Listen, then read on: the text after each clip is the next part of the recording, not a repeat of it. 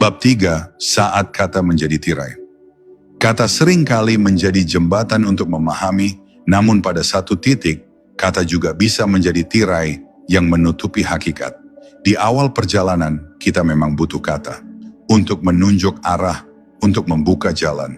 Tapi semakin jauh seseorang melangkah menuju makrifat, ia mulai menyadari bahwa kata hanyalah kulit dari makna yang jauh lebih dalam. Ada sesuatu di balik huruf-huruf itu yang tak bisa diungkapkan, tak bisa dijelaskan, hanya bisa dirasakan.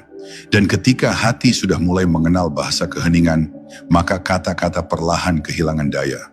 Ia tak lagi cukup untuk menjelaskan pertemuan antara hamba dan Tuhannya. Sebab di hadapan cinta ilahi, segala penjelasan terasa sempit.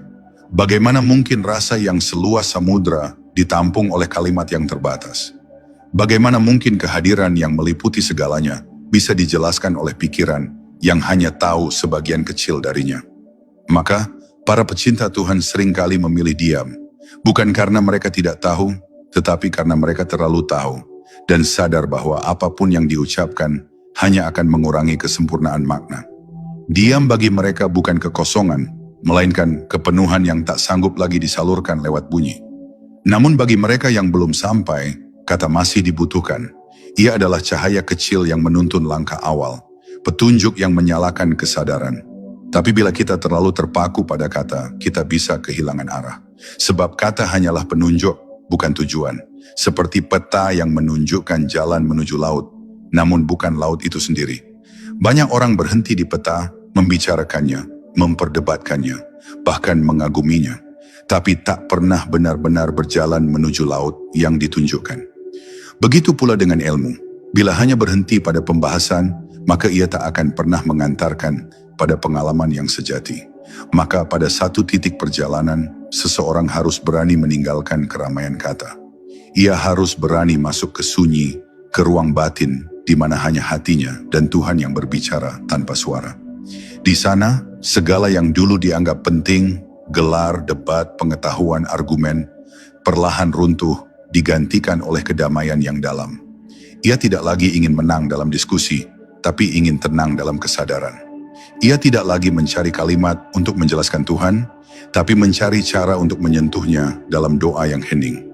Dan ketika hati telah sampai pada pemahaman itu, maka diamnya menjadi kalimat, tatapannya menjadi ayat, dan keberadaannya menjadi dakwah tanpa kata. Ia tidak perlu berbicara untuk mengajarkan, karena setiap geraknya membawa makna. Itulah tanda seseorang yang telah menembus tirai kata.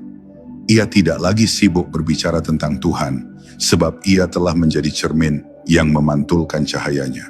Dan barang siapa melihatnya dengan hati, akan merasakan kedamaian yang sama, karena cahaya itu sejatinya berasal dari sumber yang satu.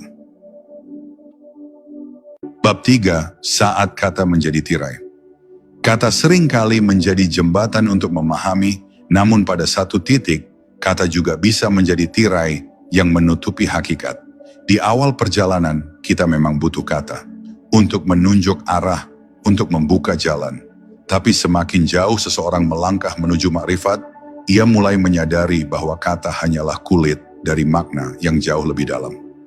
Ada sesuatu di balik huruf-huruf itu yang tak bisa diungkapkan, tak bisa dijelaskan, hanya bisa dirasakan. Dan ketika hati sudah mulai mengenal bahasa keheningan, maka kata-kata perlahan kehilangan daya. Ia tak lagi cukup untuk menjelaskan pertemuan antara hamba dan Tuhannya. Sebab di hadapan cinta ilahi, segala penjelasan terasa sempit. Bagaimana mungkin rasa yang seluas samudra ditampung oleh kalimat yang terbatas?